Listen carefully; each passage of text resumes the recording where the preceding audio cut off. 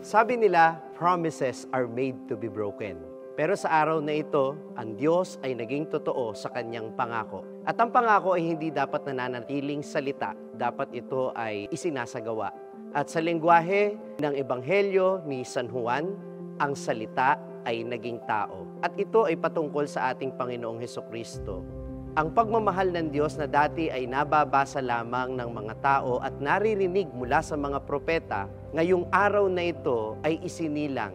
At ito'y magandang paalala sa ating lahat dahil tayo kung minsan pag nangako ay drawing. Ang biro nga ng iba nangako na nga ako, tutuparin ko pa. Pero ang hindi natin nakikita, sa tuwing may pangako tayong binibitiwan na hindi pinaninindigan, may mga taong nasasaktan. Ang Diyos, pinanindigan niya ang pangako niyang kaligtasan sa ating lahat. Ngayong Pasko, ano ang pinakamagandang regalo natin sa ating kapwa? Sana yung mga pangako na ating binitawan, panindigan natin. Huwag tayong manatiling drawing. Ang Diyos ay naging tao dahil totoo sa kanyang pangako. At sa bawat misa siya ay ating tinatanggap sapagkat ayaw niyang iparamdam sa atin ang pakiramdam ng mga pinangakuan pero pinaasa lang.